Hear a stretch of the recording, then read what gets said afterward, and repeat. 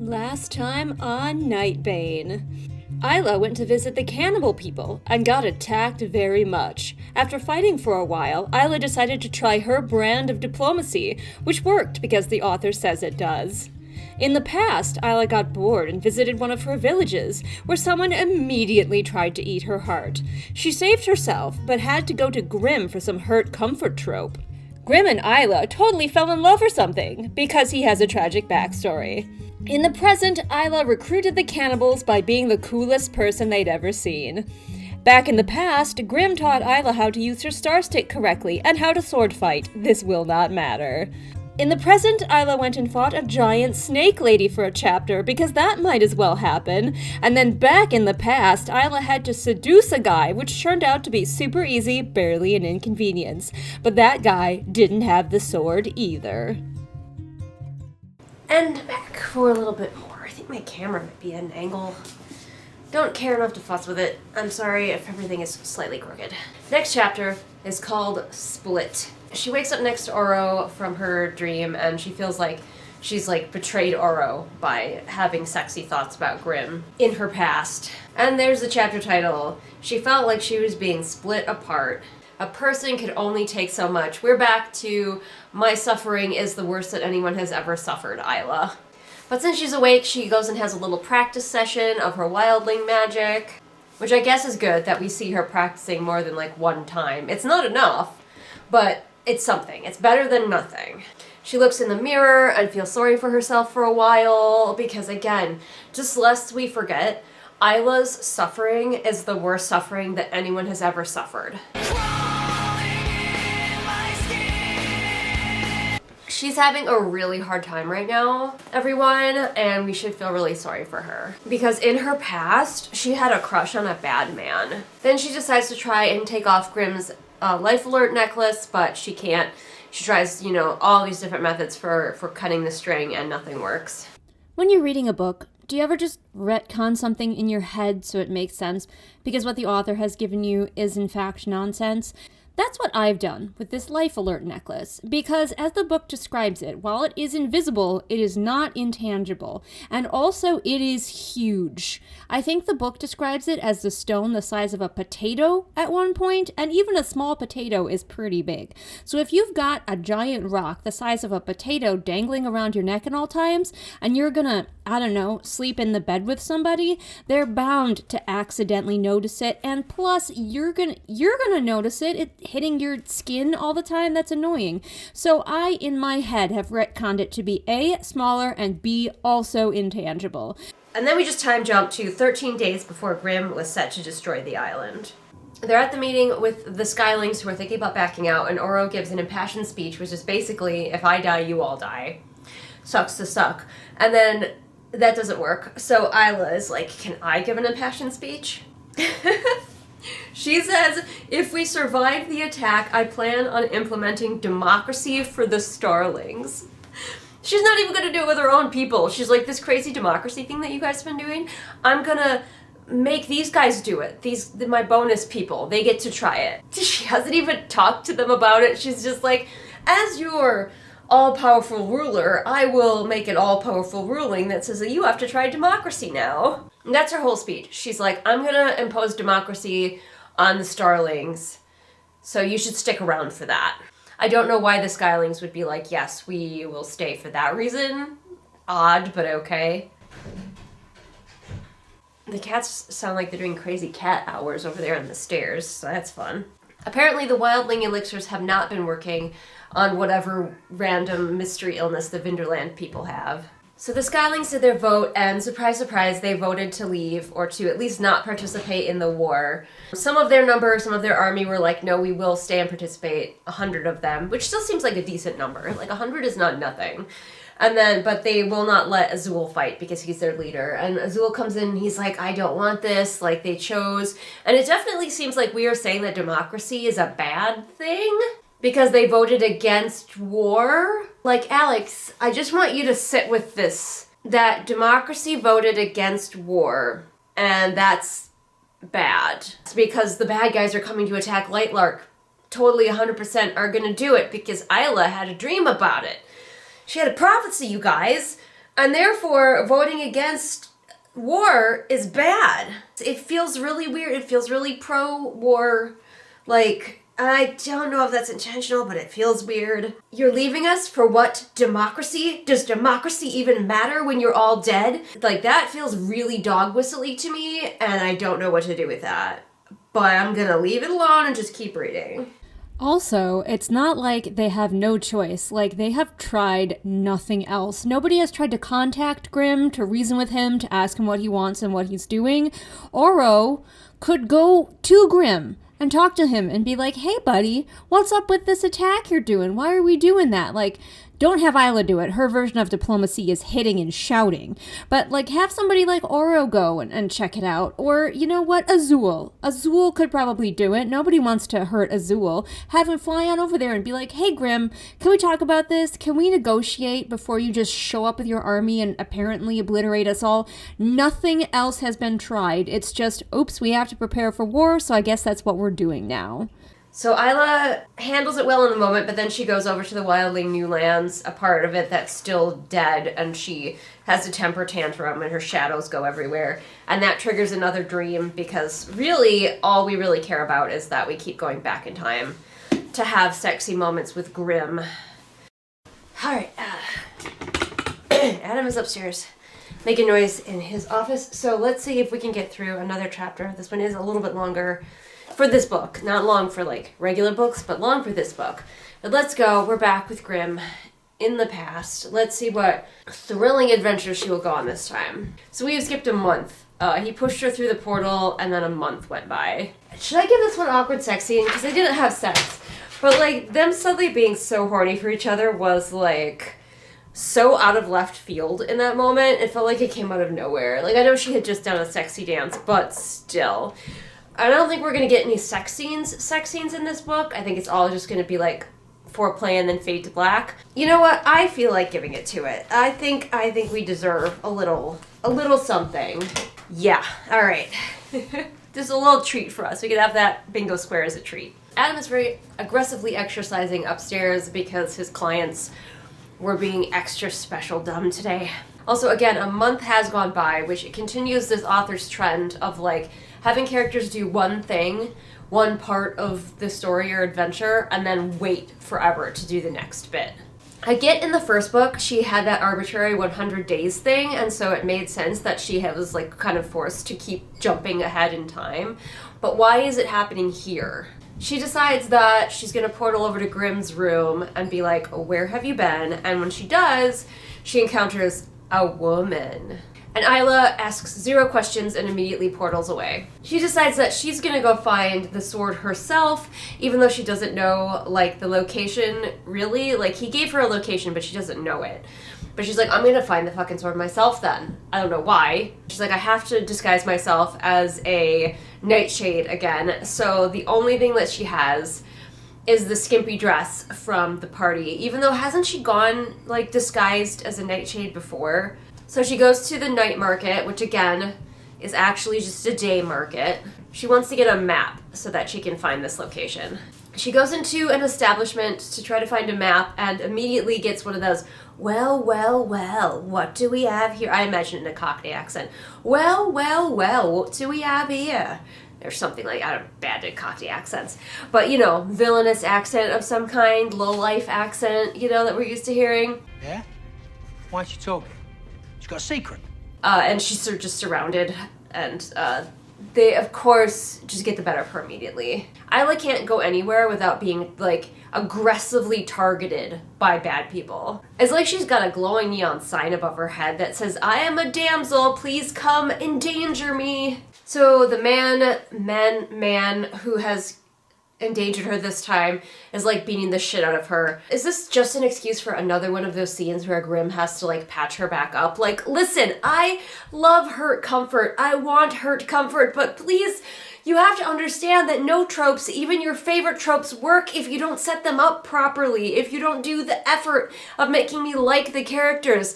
And I don't like these people. What's to like? Isla is just an obnoxious sad sack who's good at everything until it's time for her to be a damsel in distress. And Grim is basically what you get if you go online and you look up Sad Broody Boy, and he's just like, he's not even a person, he's just the first answer on Google. This guy is just like, I don't even know what he wants or why he's here, but he's like torturing her and, you know, grabs her chin and he's like, you're gonna tell me who you are, I'm gonna skin you alive. And I'm like, this only exists so that she can be saved by Grim. She does manage to punch the guy in the nose, and it's just like, the writing is just so crunchy. The man frowned. Blood got into his mouth. She had broken his nose. Blood got into his mouth. Not blood ran down from his nose into his mouth. Like, there's nothing to make it descriptive and flow properly. It's just blood got into his mouth. Matter of fact, plopped in our lap. Hey, why not let Julian from the future try? Blood gushed from his freshly broken nose, painting his bared teeth red. She does manage to make a portal, but then the guys, like, take her star stick away, and one of them jumps into the portal that she made. And she's like, I didn't send him anywhere like the Wildling Newlands or anything. I'm sure she sent him to Grimm's room, and that's gonna make Grimm come back and, like, rescue her from these people who are just like, okay, let's be efficient about skinning her alive now. We're just doing that. We're just skinning her alive. This is a thing that we do. We're evil. Yep, she did send the guy to Grimm's room, and now Grimm is here, and he gets to beat up all of the guys who were being so mean to her. He looked like a demon come to life. What does that mean in the context of this world? She keeps calling him a demon, but, like, what are demons in this world? We never found out about the religion. They had, like, a church in the first book, but there was absolutely no indication of who or what they worshipped. Whether they had demons, what demons mean in this world, except for that he apparently looks like one, and also they are not alive, because she says he looks like a demon who is alive. So, like, that implies that demons typically are not alive. It's just so odd. Like, the words you use matter, and I feel like an idiot for putting so much effort into my books. Like, in Adventurer Mage, like, they don't have heaven, and so they would never say something like, good heavens. Like, they would, because they don't have it, so they don't say it. Nobody calls anybody an angel, or a devil, or a demon, because they don't have that. So, like, I avoid turns of phrase that use that because it would never come up in their world. And I feel like such a dumbass for doing that because apparently it doesn't matter. We have a second who did this to you. We cannot escape the who did this to you. So he's like, which one? Point out the one that was torturing you specifically. It's like, this author is like, I know like 5 tropes and I'm just gonna keep recycling them until something works. And it never does. Because it turns out you can't just use tropes. You need more than that. And then after he's finished killing all of the bad men who were attacking her for no reason that we can discern, then he picks her up, you know, and Bridal carries her away into a portal. She had truly believed she could find the sword herself. How wrong she had been. Well, if stupid contrived shit hadn't happened to you, you probably could have. This just existed so you could be rescued. You just needed to be damseled. It's really ridiculous, quite frankly. For some reason, Grimm has bandages that are from Moonling, and apparently they're like extra healing infused bandages, and I thought that Moonling power, like, they had to be present to do their healing power, and it sounds like they can just infuse bandages with healing, and it's so confusing and retconny. What are the rules? What are the rules? What are the rules? What are the rules? But to properly treat her injuries, he has to set her on his lap. Also, last we were told he was wearing all of his big spiky armor, and we have not been told that he took it off, so she's, as far as I'm concerned, she's sitting in barely any clothing on his lap while he's wearing full plate mail. So of course, while he's treating her many injuries, they are arguing. Like, the flirt fighting in Fourth Wing was bad, and this is even worse, somehow. So she's like, who is that girl? And he's like, she's one of my generals who was just in his room randomly by herself, but okay, I guess. Isla did not bother to describe what that woman was wearing, so we were left to assume, but presumably she was, like, fully clothed. So Grimm gets a hard-on while she's sitting on his lap, and again, I am still picturing him wearing armor because I was not told differently. She, of course, has been turned on for a while now. But he takes her off of his lap and he is like, as soon as you've recovered, we can continue our mission, because he's apparently been distracted doing something else. She's like, oh, by the way, there's a monster, which I don't know what her plan was for the monster, because she was going to go find the sword on her own and she didn't even get to the getting a map part, let alone to the monster. But they're just gonna have to face it when they get there. Not terribly concerned. What'll it be? Bugman? Giant snake? Who knows? But that's the end of that chapter, and now I shall probably be done for the evening. But thank you all for your time and attention, and for tolerating me sounding like this. Hello, it's Admiral Julian again, doing the ad roll that we all care about. The one that's for me, for myself, because I do not get enough use to have sponsors. If you're an author, the time will eventually come when you need to have somebody else look at your book. You're not the exception to the rule. Everybody thinks that they are, but they're not. You are going to have somebody look at your book, and you're probably going to want to get critique for it before you publish it instead of hearing about it in the reviews afterward.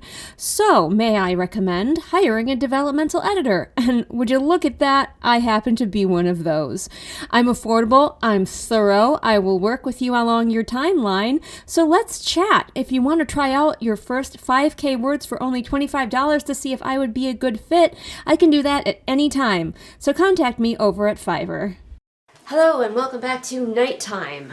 I'm having to film in the nighttime a lot because it is winter and therefore it is mostly nighttime. It is 90% nighttime. Do I sound better than the last time I filmed? I don't know. Like, to me, I do a little bit. Don't mind the noises from above. That's Adam directly above me in his office. But the next chapter is called Asking for Help. I wonder what could possibly happen in this chapter. A mystery for the ages, I'm sure. Oh, I forgot this plot point. There are so many plot points. I should have had too many plot points on the bingo card. So the chapter begins with Zed, one of the side characters, saying that they found the ore. Because you remember they were looking for this special ore to make weapons out of that they needed the Starlings' help with. There's just so many things in this book. It's no wonder that Alex Astor can't handle it. Like, this is too many things for me. I would not put so many threads into any book, personally.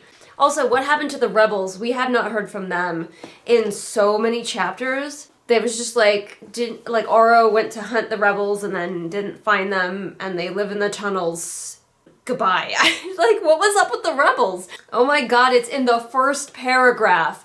We need your help, he said simply. I think that might be a record. No, I think we might have actually had the chapter title in the first line before, but like that's still impressive that they got it in the first paragraph. I swear that when she titled these chapters, she did just like a quick scan of what she'd written on the first page and just grabbed something and made it the chapter heading. I like chapter titles. I'm team chapter title, okay? But if you can't be bothered to even try, then maybe just don't do the chapter titles. Maybe don't. Maybe use numbers, or use numbers at all, since as we established, no numbers. They need Isla's help because she is a wildling and wildlings can control the earth, which she hasn't really done yet, but we did know from the first book that her people can literally move mountains. But it is kind of like, okay, so like you have no other mining technology. You just need this bitch with magical powers to come do it for you. Pickaxes don't exist in this universe.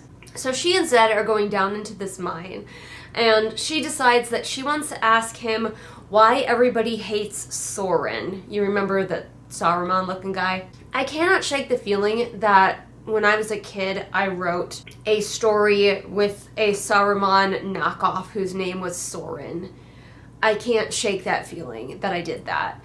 Anyway, she's like, why does everyone hate him? And I'm like, everyone hates him? Like, that is not clear. I had not gotten that from the story. But she's like, aside from the obvious. What is the obvious? That he's mean to you? No, he's like, he takes you to task. He asks you real questions. Everybody else is just like, oh no, protect Queen Isla's feelings. I guess it is now the Saurin slander hour, because I guess he was evil this whole time. Oh my gosh, shock and surprise. A guy who looks like frickin' Saruman turns out to be an evil advisor. But I guess he had totally been, like, up to no good. Convincing the Moonlings that they were superior to other realms, and convincing them to, like, pull out of, like, Lightlark, so they're merchants leaving the Agora and stuff like that. Convincing their people to be more, like, insular, which, again, I think is probably smart, considering how breaking the curses was going. Also, if this guy totally existed in the first book, where was he? And also, this implies that Cleo can't run her own country, which she 100% can. How dare you suggest that Cleo cannot? How dare you suggest that creepy old man who just appeared in book 2 and was never mentioned before now is actually running things? But then she's like, wait, Saurin stayed, so he's probably just spying for Cleo. But isn't he a healer? And Zed is like, yes. And she's like, oh, well, then he could actually be useful to me.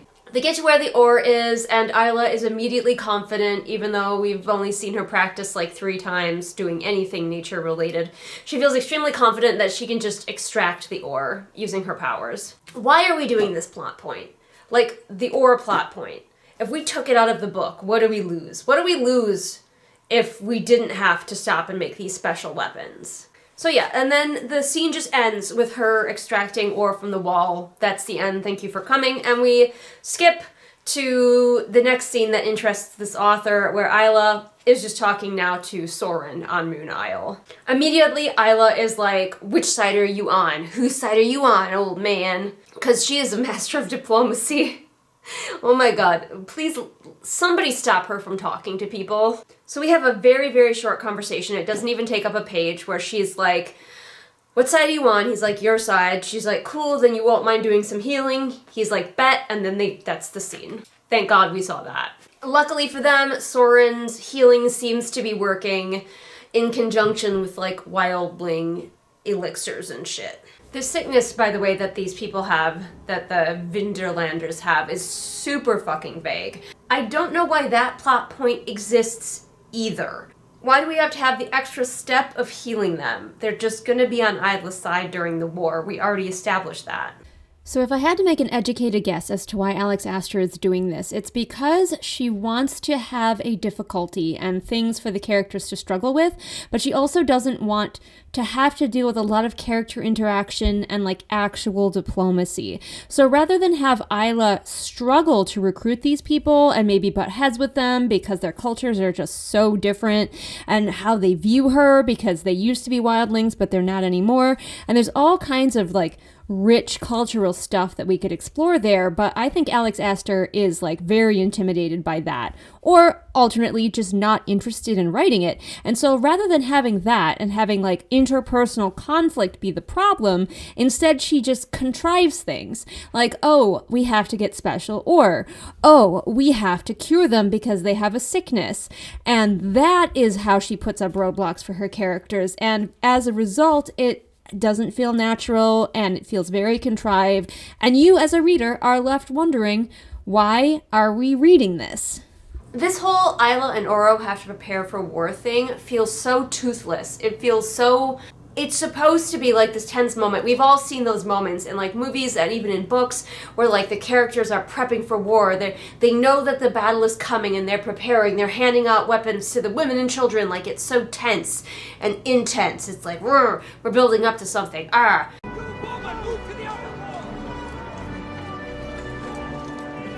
But this is falling so flat, like, because everything is so arbitrary and confusing, like, it doesn't feel like there's any danger, actually.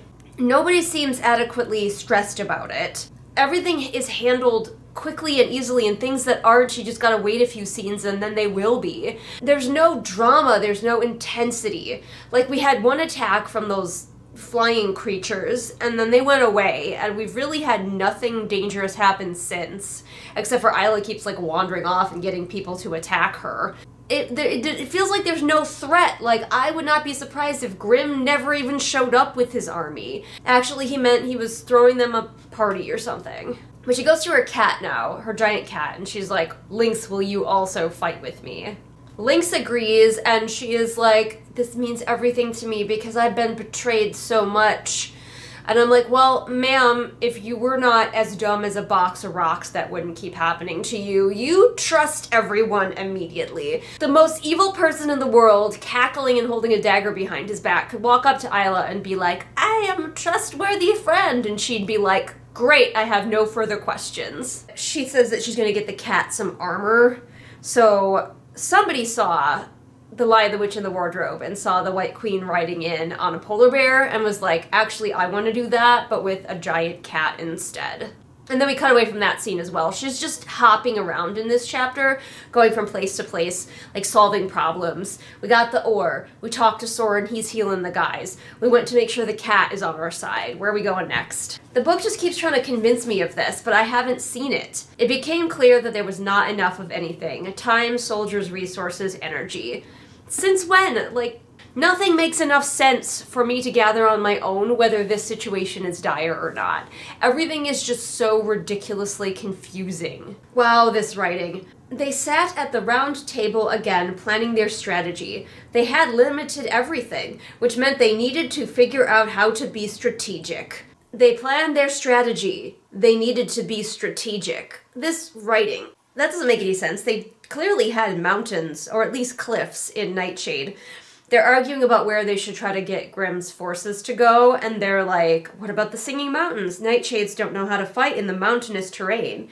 I'm like, don't they? Why wouldn't they? They have mountains. We saw Isla climbing a cliff, and there was something called a crag, which presumably involves, like, rocky terrain. Why wouldn't they know how to fight in the mountains? Like, they decide on the best place to fight on the west side of the mainland, in the space between the Agora and the mainland castle, because it's, like, bordered by the woods. Sure, I mean, I guess might as well. I don't know what that means or where that is, or, like, fucking how big it is even. It could be a football field. I have no fucking clue. But also, yeah, put your battlefield, your war, right between your town, like your main town, and your fucking capital. Genius. Mwah, no notes. Is it supposed to be stupid? It's not stupid. It's advanced. Then she goes to, again, we're just rapid fire. We don't care. We do not care about this part. We want to get back to the memories of Grimm. So now that she's gotten the war meeting over with, which lasted about 5 paragraphs, she's off to learn how to ride her giant cat, and she's super bad at it and keeps falling off. And I'm like, why? Why does she keep falling off? Like, build her a saddle. This is Violet all over again. I'm having war flashbacks. So once again, she decides that the key to winning all of this, because they're so pressed and they're struggling so hard, is her memories. So now we gotta go to a memory. So I'm just gonna turn the camera off and on again, and then we'll get to reading whatever she and Grim Daddy were up to.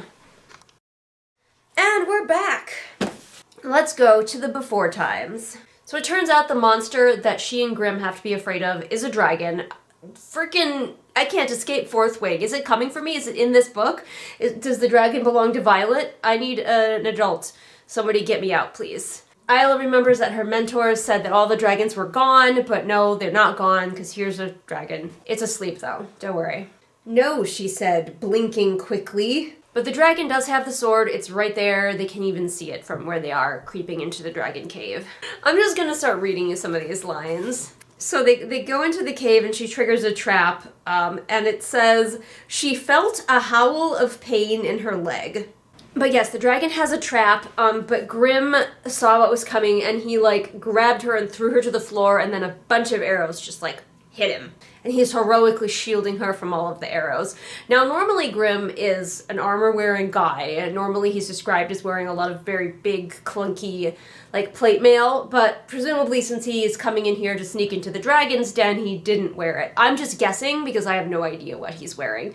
But considering that the arrows are sticking at him, I'm gonna guess that he's wearing, I don't know, just regular black tunic or something. That didn't wake the dragon, by the way. They set off a trap, and arrows shot into Grim, but it didn't wake up the dragon. And Isla's like, we have to portal away. But if they use... This is so contrived. It is the most contrived thing ever. But if they use any Nightshade powers, which includes her Star Stick, because remember, it's a Nightshade relic, the sword will just fucking leave. Which actually seems like a great idea. To be honest with you, like, use your power, the sword leaves, and then you just have to find it wherever it went. Like, that might take a while. But right now you have a bunch of arrows in you and there's a fucking dragon right over there. So if I was playing this game of D&D, I would use my powers and make the sword teleport away somewhere else and then find it after. Isla did get hit with 1 arrow in her leg, hence the howl of pain in her leg before. I know my legs are always howling with pain. They're very noisy. Oh my god, we get it. We get it. Grim is like the most badass of broody boys ever. Not only does he have 12 arrows in his body, but he is fucking princess carrying her because she hurt her leg. They don't even grab the sword! They don't even grab the sword. Are you kidding me? So he just walks them out of the cave until they're far enough away that he can use a portal. And I'm like, no, you're right there. The sword is right there. You already triggered the trap. Isla, you crawl your dumb little ass over there and you snag that sword. Grim can start inching his way out of the cave. That's fine. But Isla, get the sword. This sentence, she gasped as she made her way to her feet toward him. She made her way to her feet toward him. Now she's able to walk. Like in the cave, she tried to walk and she just immediately collapsed, and so he had to carry her out. But here, she's moving around his room just fine. Also, she can just portal back to her room, which she does, grab some healing elixir and go back. Apparently, she has mastered the cooldown of her star stick, like it doesn't need that cooldown time anymore, because it's no longer convenient for the plot. He's giving her a whole, like, use your hatred speech. He says, emotion feeds power and pain is the strongest. Pain is an emotion, by the way. Like sadness or happiness. He admits to, like, self-harming to access greater levels of power, and I'm like, oh, that's more horrifying implications, quite frankly, but I think we've already covered that well enough as it is. But, like, what message are we trying to send here, book? Democracy bad, self-harm good. But basically, she has to understand that he has experienced, like, so much pain, and that's why he's powerful. He has suffered, like, you know how at the beginning of this book, Isla, and into the middle of this book as well, Isla has been certain that her suffering is worse than anyone else's suffering? Well, here in Grimm, she has met somebody who might have beat her in the Suffering Olympics. He might be the true winner because he has suffered just so much, everyone. You don't understand. He's so powerful because he's just suffered the most, more than anyone could possibly suffer. But he's so strong. Ugh, the toxic messaging here, it is just rolling out of this book. Also, Grimm, again, he's just so tough that he can just banter with her while she yanks 12 arrows out of his torso. He, of course, is far more concerned about her injured leg. Oh my god, I cannot stand this scene. I hate it so much. So, again, Isla is just, she's so smart. She's the smartest one here. She's like, I didn't see any archers. Where did these arrows come from? And Grimm has to be like, it was a trap, honey. There's a mechanical component. And also, it's a nightshade weapon.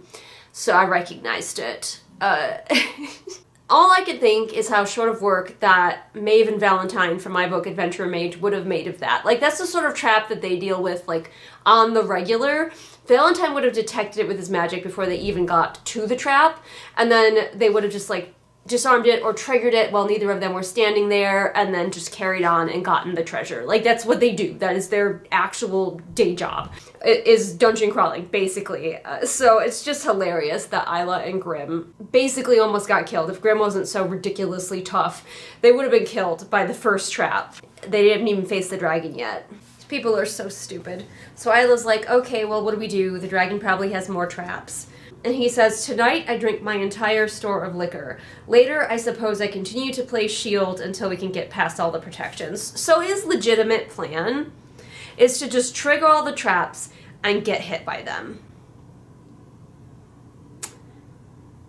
I don't think there's a bingo square for that. Like, if people are reading this book in earnest, how do they get to that part?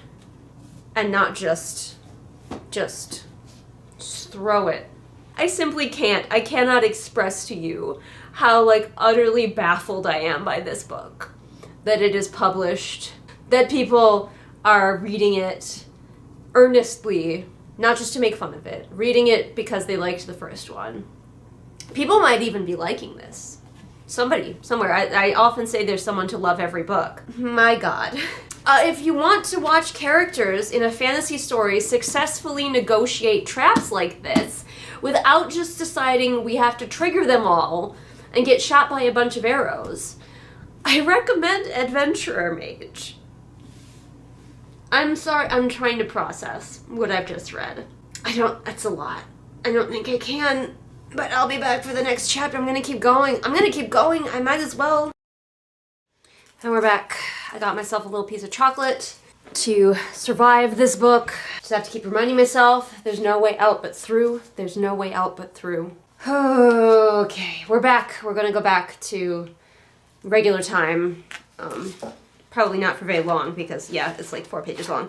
Because the author doesn't care about that timeline. If this author had had her druthers, she probably just would have written the prequel book about Grimm and Isla's relationship.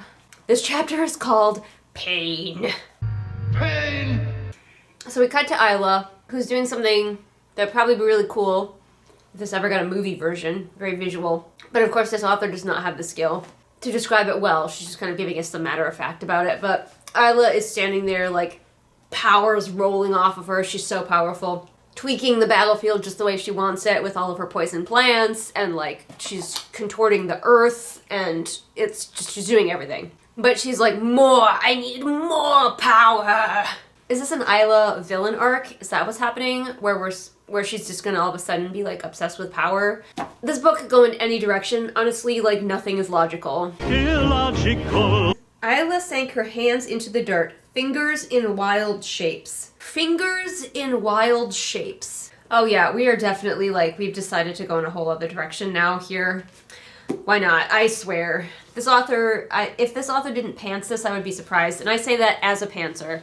But like, this is the worst kind. Because it seems so random. It seems like it comes out of nowhere. She creates all of these terrifying thorn walls. It's like the evil queen in Sleeping Beauty, you know, puts the thorns all around the castle or whatever. She's doing that. And she's like, hey, Oro, look, what would have taken my people, like, days to do, I did it in a single night. Hey, look, I made a bridge. It only took me, like, what, 10 seconds? And Oro is horrified, and he's looking at her like she's a monster, because we've apparently decided we're doing that now. Oh, she's bleeding from all of her face orifices again, because we're also doing Stranger Things, or really, like, any psychic character who needs to show that they've used too much of their powers. So Isla cut her hand open to use the pain to spur her power. Again, it says pain is an emotion, and like physical pain apparently is an emotion. And she used it to spur her power. So yes, like I get that we're supposed to understand here that the message is that that is the wrong thing to do. Like it's a shortcut. We call it a shortcut in the book, and you're not supposed to take shortcuts. But at the same time, we are also saying that self-harm made her stronger. So the messaging is not great, is what I'm saying. This book is for teenagers, and that is not great messaging. He calls it a shortcut to death. My pain, another key change. My pain, it hurts me. I guess we're doing this now. Sure, this might as well happen. So he looks at her face and he's like, I don't even recognize you. Dramatic. All right, this is excessive. She keeps repeating to herself that blood tastes like power and power tastes like blood, which I'm sure the author thinks is a very edgy line. But we're gonna time jump again.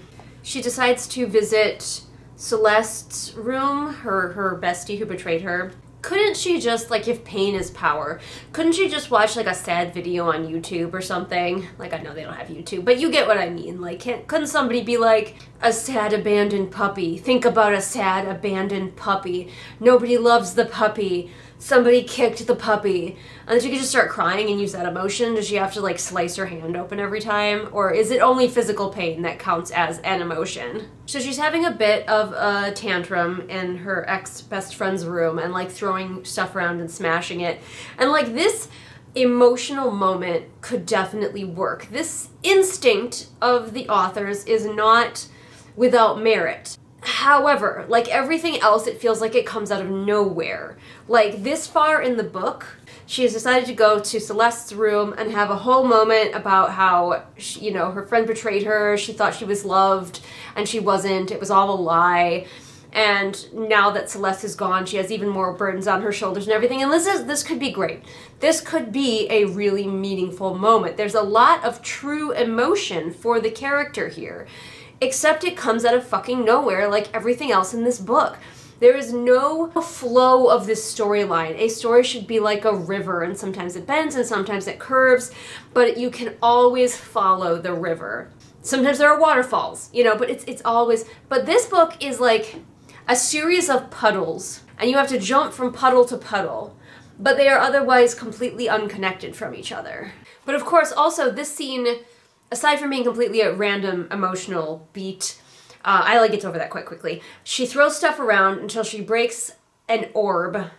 I guess Celeste had a bunch of quote-unquote orbs, not really described, just hanging out. And one of them had a quill feather inside. Not only did Isla just come here for no goddamn reason, but she had a whole emotional breakdown and just happened to break the right object to find the latest McGuffin, probably. Isla takes the feather, and that's the end of that scene. And we just cut to a training scene with her and Remlar the Bugman. I forgot who he was for a minute. We haven't seen him in a while. But then I remembered he's the Bugman, and he is her shadow magic tutor. Apparently she's not really interested in learning any more fire magic from Oro. Was she learning it? I can't even remember. But that's not the cool magic, very clearly. It's the death magic she wants. Also, she's like, emotion gives you power. Why not try happiness? Bring in a fucking stand-up comedian and see how powerful you can get. Just to see, maybe it's better. Maybe it's better and you don't have to cut yourself. Have you tried it? No. Grimm certainly didn't try it. The man has never smiled one time in his life. He's not gonna try laughter. Like, try it, Isla. So I want to take a moment here to put on my writing instructor hat, if you will, and talk about the feather that Isla finds in Celeste's room, because it never comes up again in this book.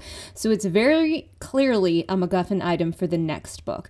And let's talk about writing a series and incorporating items that you're going to have in the next book.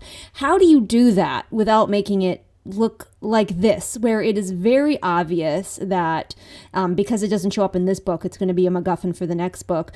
Personally, and again, I'm not the god of writing, but this is just my advice, if you have a character find an item that's going to be more useful in upcoming books, they should still do a little something with it in this book, just to kind of misdirect the reader to be like, oh, that's what it was for. And then you get to the next book and the reader's like, oh shit, no, that's what it's for. Let's say The Hobbit, Bilbo finds a ring of invisibility. It's useful within the course of The Hobbit, very useful indeed. But by the time you get to The Lord of the Rings, you're like, oh shit, that's not just a ring of invisibility. Now that's a rather extreme example, but that's my favorite way of doing it, is whatever item that you need as a MacGuffin for a future book should play a small part in the first book. It should be useful in some small way in the first book, so your reader doesn't just go, hey, wait a minute, what about that dagger that they found? Now we just got Remlar being all fucking vague, because of course. So he's like, you haven't approached all of the monsters here that might befriend you. Like, you went to the one snake lady and that's it. But there's others, you could talk to them. And she's like, what would I offer them? And he's like, offer them yourself, because you are the first Nightshade wildling child in thousands of years or whatever. You're super, super fucking special. And she's like, what does that mean? And he's like, I will not tell you what that means, because this is a book. And that requires me to be vague and never tell you what you need to know. So I know that this causes her to go into another dream, but it is so confusing. Turning toward a sudden trickling sound, a column of water was impossibly falling from the sky. She blinked and the rest of the forest fell away. So before she goes unconscious and has another memory, a column of water fell on her. I had to read that 5 times, and I'm still not certain what I'm supposed to be picturing. Is she being attacked by Cleo? I mean, I guess we'll find out, but what the fuck? What the fuck, Nigel? This is just ridiculous. The next before chapter is really short, so let's get that out of the way. Hello, Nigel. Don't worry, Nigel is here, so at least there's that. A disadvantage of these chapters not being numbered is I don't know easily how many chapters until the end, so it's hard to tell when I want to get my cosplay on. Anyway, we are in the before times again. They're doing it. They're fucking doing it. These two chuckleheads, who should be kept far, far away from sharp objects, are just going back to the dragon's cave over and over. Presumably the dragon's always asleep. They've gone back multiple times, triggered traps, and each time Grimm just takes the brunt of the trap. And they just keep doing that. That is their legitimately their best plan. I really desperately need to speak with Alex Astor about that plot point in particular. Why she thought that her characters should not think of any plan besides just trigger all of the traps and get hit by them and just heal afterward. You can't even just throw a rock ahead of you into the cave so that the trap is triggered without hitting you? No. Indiana fucking Jones, not a magical man, is better at these traps than one of them being over 500-year-old magic rulers in a fantasy story. If her teachers knew what she was doing, just the level of idiocy on display here, they would just give up and just try somebody else as the ruler. It's the final Braincell. But she and Grimm now are like going to like a hot spring or something. I'm assuming it's on Moonling Isle. It's not really clear, but they have to get in the healing bath together. Of course they do, Nigel. All of this is just logical things happening. Okay, I thought they were going to like a hot spring with a waterfall, but this is so poorly described. I think this is actually just in his bathroom where he has like the waterfall shower. But his shower has healing properties. I almost wonder if this is beating Cyborg Tinkerer for sheer absurdity. This is taking new levels of just ridiculous that I didn't even think existed until now. I'm impressed, Alex Astor. I am impressed at this point. I will never ever feel bad about my writing ever again. I don't think I could do this if I put in effort, if I tried to write this ridiculously. So now they're just sitting in Grimm's enormous bathtub that he has, soaking in the healing waters that he has. I don't know why I didn't use these before. That's the whole scene, by the way. I just got to the end of it. The entire scene is bath time. Rubber ducky, you're the one. You make bath time lots of fun. She looks at him. He's huge and attractive. Then they get out of the bath. I mean, the book could not go on without that scene. Oh my god. This is just so bad. Nigel. I need you to understand how bad this is. But we're gonna continue. We're gonna carry on. We must be strong. I need to use my pain as my power, and we will carry on to the next chapter. Let's go. All right, we're still going. We're still going, Nigel. We're still going. The next chapter is called Armor, and I betcha she puts armor on her giant kitty. Oh, look at that. She put armor on her giant kitty. Somehow we keep being told that she doesn't have time to do anything, and yet at the same time, she has practiced riding him in forests, up hills, down steep cliff sides. She's had plenty of time to practice riding her giant cat, even though they also have no time for anything. Crazily avoiding anything that might be interesting. She's like, I need armor made for my cat, and the person she's talking to is like, your cat already has armor. He went to war with your mother, and she's like, oh, that sounds badass. Who did she fight? And this person's like, I could tell you the story, and Isla's like, I really want to hear the story, but it's too bad because I'm in too much of a hurry, so we couldn't hear the story because that sounds like it would be cool. It says that Lynx has pointed ears, but he's a leopard. They have rounded ears.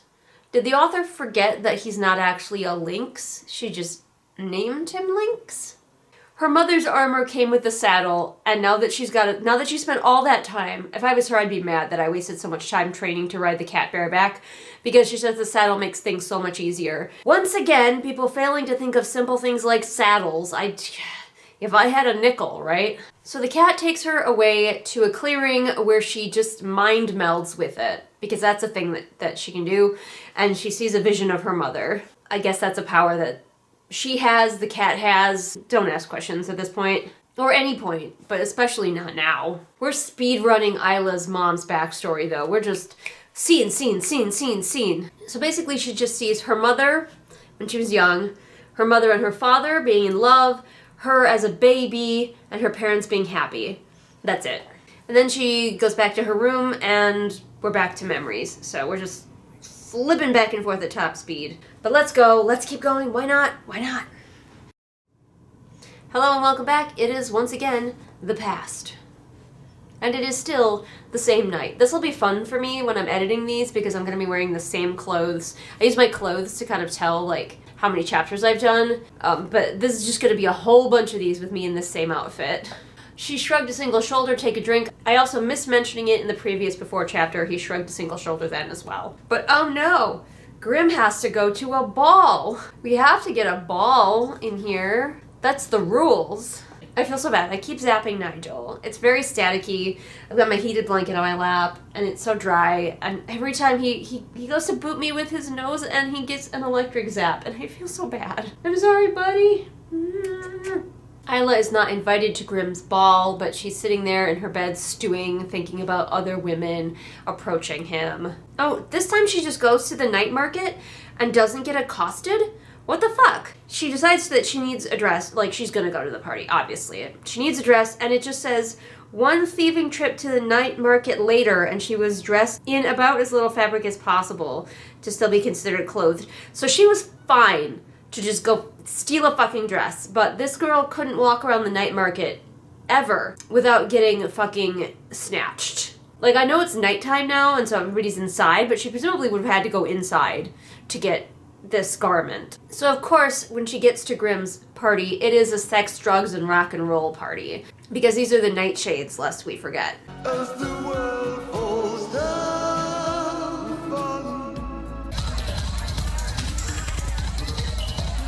We gotta get a quick description of her current sexy dress. I swear all this author cares about is what slinky dress she can put her Barbie doll Isla in next. She immediately starts getting objectified by everybody's like staring at her hungrily, and tonight she decides, no, I want this. It seems pretty likely from your experiences so far that somebody's just gonna grab you, but no, this is fine. But we have to have this moment where she sees Grimm across the crowded sex ballroom, and he's like covered in women, and he only has eyes for her. So Isla dances, you know, she's just ignoring Grimm. Like, she doesn't even care. She's just at his sex party. Whatever, it's no big. And then somebody else approaches her and starts to hit on her.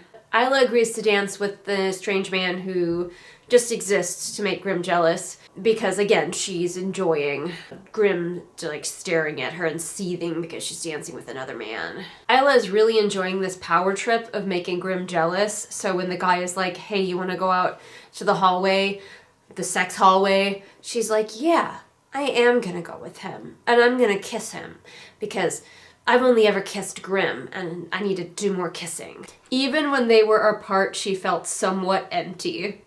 Wow, such evocative writing. But of course, because her love with Grimm is true, when the guy starts to feel her up, she's not turned on at all. But she's still willing to, like, continue this experiment. She's like, we'll see. Like, maybe if we have full sex, I will feel something. And then, of course, the guy just, like, gets stabbed through his body because Grimm couldn't stand it any longer. I'm pretty sure this is supposed to be sexy, and I hate it. He says that the guy's not dead because I'm going to bring him to the brink of death 1,000 times before I finally allow him the mercy of dying. He wasn't even doing anything non-consensual to Isla. Like, she wasn't feeling the sparks fly, but she was like, yeah, I'll keep going. Like, she wasn't against it. He wasn't forcing her. Ah, okay. But it turns out that the guy gave her a drink and it was poison. For some reason. If he wanted to have sex with Isla, why did he I don't know. Oh, he roofied her. Grimm calls it poison, but he actually just roofied her, which is an interesting choice because she was consenting. Maybe he just can't get off unless the woman is unconscious? I don't know, these are evil people. This is evil land, where everyone's evil. Also, Grimm is like, I'm gonna torture this guy repeatedly for roofing you. But like, again, this is evil McEvil land. There are probably so many people at this party roofing each other right now, and Grimm is not paying any attention to them. Oh my god, all of the cliches are in this. It's not even tropes anymore, it's just cliches. So he gives her an antidote. There's just is an antidote for this roofie, and she's like, fine. And he's like, well, if I'd have known you were so thirsty, I would have obliged you. We could have had sex. And of course she's like, I will never let you touch me. And he's like, I will never touch you until you beg me to touch you. Kill me, Nigel. This is my version of being stabbed 100 times until you finally give me the sweet release of death. And that's basically the end of the dream. She just finds him very, very sexy. Oh, how many chapters have I got left? Lots of chapters, but they're all very short. How many pages have I got left? And basically exactly 100 pages. All right. I think I've got like one more chapter in me tonight before I need to go cleanse my brain from whatever this is. Alright, let's go. This chapter, sorry Nigel, is called Nexus. Now there's only 5 days until Grimm shows up to be at war. So basically, they're just gathering everybody up, and every drop of healing elixir that they have, unclear how much that is, but you want to have your, like, super healing device be a finite resource, because otherwise, why would they ever have any problems, really? Apparently, Enya is a lesbian, but like all of the gay characters in this, she does not have a partner. We cannot have, in this book, or the previous one, a happy gay couple. Enya decides to take Isla to task a little bit. She says he loves you, and that love is making him weak. If he's not careful, it will be the death of Lightlark. I thought emotion made your powers stronger. Is love not emotion-y enough?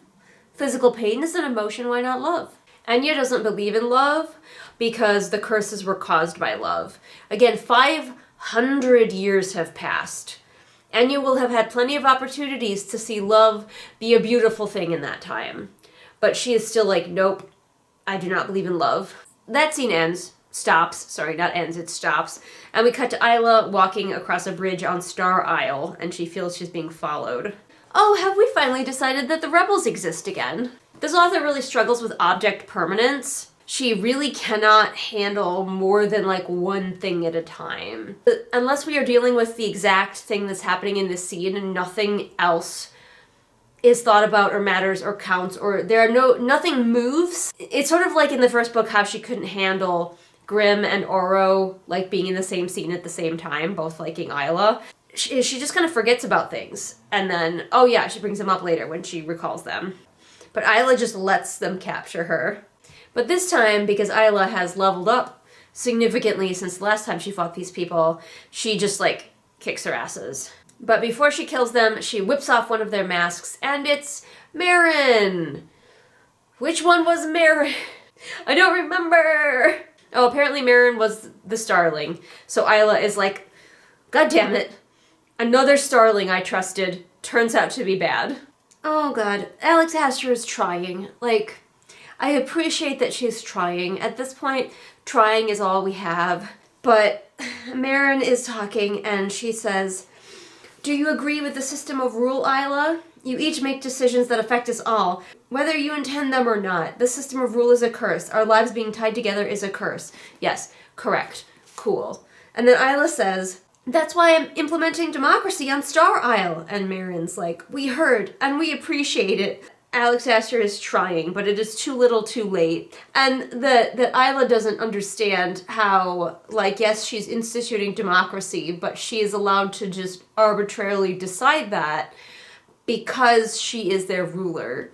This is the crux of the problem. So one day Isla could just come back and decide, actually, I don't like democracy, you don't have one anymore. Oh, God. New lore? New lore? This far in the book, 100 pages from the end, new lore? Alex, sweet girl, you cannot handle new lore. You can barely handle the lore you have. Nightshade apparently created a series of curses called Nexus, designed to keep the people weak. Everyone except for his line is cursed only to be born with a single ability. Well, that explains why Nightshades can do everything. And people are cursed to be tied to their rulers so power can never be overthrown. This is demonstrably untrue unless we're going to pretend that powers over water and healing powers are the same power? Excuse me? I guess technically with the Starlings, their ability to create matter and also create fireworks are kind of the same power. But like, the Skylings, they can fly and control wind, and those are two separate things because it was mentioned that some of the Skylings, when they fell from the sky when the curse happened, were able to cushion their falls with wind, implying very clearly that that is a separate power. So this is a lie. And I don't know if it's because the character is incorrect or because Alex literally did not think about her own world building for 10 seconds. It is impossible to tell with a book like this. Okay. Like, I didn't need you to explain that part. That, of all the things, I'm going to look at her name. Every time I talk to the authors, I look at their name on the book, because as though I am looking at their face. Of all the questions I had about Lightlark, the fundamental thing about the rulers and their people being tied to them and people dying when the rulers died, I just took that on board. That is part of your fantasy world. That was like part of the basis of this fantasy world, was that. And I did not ask why. Why were the rulers tied to all of the people? Because that was like a fundamental rule of your fantasy world. And with the fantasy world and things like that, we're willing to take things on board. People say, in my world, dragons exist. And you don't go, but why do dragons exist? I have so many other questions, but that's not one of them. Apparently, the regular people were also working to break the curses behind the scenes, which makes a lot of sense, and honestly, I would much rather have followed one of them. As the rulers were, like, fumbling around uselessly for 500 years, I want to follow the regular people who are just trying to, like, solve the curse themselves. Now, of course, everything ties back to Isla, because she is the special, she is at the center of all things. So they're like, we couldn't figure out how to break ourselves free from our rulers, which is our ultimate goal, but we think that you are the key, of fucking course, because you have a flare. And Isla's like, no, I don't have a flare, which is ridiculous, because everybody has a flare. And she would just not know what it is, because she had her powers hidden from her for so long. She just have to kind of wait and see what her flare turned out to be. But they say that her flare is that she's immune to curses. Just like curses in general. Immune to them. Okay, I guess. So, like, I guess that explains why she never had to eat hearts. It doesn't help. This doesn't help.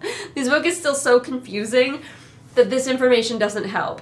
But because Isla is immune to curses, she's retroactively immune to the curse that was placed on her people. So technically the wildlings and the starlings are actually free right now because she is their ruler. But then why, when she went back to the Wild Isle, was she able to, like, infuse the land with her power? Or did she just think she was doing that and not really do it? Because if she's not their ruler and she's not tied to them and she's not tied to the land because of the curse, then how would her being there, like, rejuvenate anything? So the cultists are like, the rebels are like, to free everyone, what we have to do is kill Oro, because they're of the opinion that that's gonna do it. That's gonna be the thing that frees them, not the thing that kills them all, but the thing that frees them. Law said death was a release, not a punishment. And of course Isla's like, LOL, no. But she's also like, why do you keep, like, snatching me? This is only the second time they've done it, but she's like, why can't you just, like, come talk to me? And they're like, well, we have to talk to you without Oro finding out. And I'm like, yeah, but she's alone, like, a lot. You just go talk to her while she's hanging out with her cat sometime. So, of course she says no, but they're like, even if it means potentially saving thousands of people, how does freeing themselves from the curse save thousands of people? That's the explanation I would like. Well, like, what is their thinking? Like, if they kill Oro and it works, and everybody's just free, how did that prevent the deaths of thousands of people? Because Grimm's still coming, right? He's still gonna do the war. I'm very confused. Isla decides she's had enough of this conversation, again, because scenes just stop, and she just fucking leaves. And then we cut to her in bed, where she decides she's not gonna tell Oro anything, because why would she? That would be ridiculous. And she just starts to have a dream instead. So we're gonna stop here, Nigel. Mommy can't take it anymore. I keep thinking that I'm tough, and then I start reading this book, and woof, Nigel is leaving me. That's my sign that I need to get up and do something else. I'll see all of you again for the next chapter. I might be in cosplay. I don't know. We'll see. I might be. Bye. Shun the non-believer. Shun. But you know who's not a non-believer? My patrons, and also Nigel, who is here on my lap while I'm trying to record this. But who are my patrons? Let's go, in reverse order this time. Ruin Queen of Oblivion, who I have been forgetting for the last couple of times to put in here, and for that I owe them a sincere apology, and they get to go first. Sarah, Lisa, Amanda, Jenny, Savvy, Scribbling Cat, Rennie, Jesper, Zaire, Shelby, Ray, Callison, Anne Sophie, Patrick, Belle, The Unraveled Legion, Light Julie, Hidden Glade, Kit, Maureen, Sophie, Sophia, Ashley, Swamp Goblin Waifu, Melissa, Afra, Deborah, Rita, Alyssa, Celia, Amanda, LaFone, KJ, Caitlin, Ursula, Robin, Jojo Bookish, Bear, Kirsten, Maria, Mooney, Kohikaro, Kira, Sam, Haley, Julius the Nice Dragon, Pansing Pony, Roma, Ingrid, Veda, 78 kilograms of shade, Kat, Sarah, Saga, Nico, Sunny Shy, Bird Anonymous, July, Martha Baggins, SB Boots. All these people, they are the true believers. Would you like to say anything, Nigel? Get in, everyone. We're going to Candy Mountain. It's the final Braincell. Be-ni-ni-no. Ni-no-ni-no-ni. Ni-no-ni-no. Ni-no-ni-no-ni-no-ni.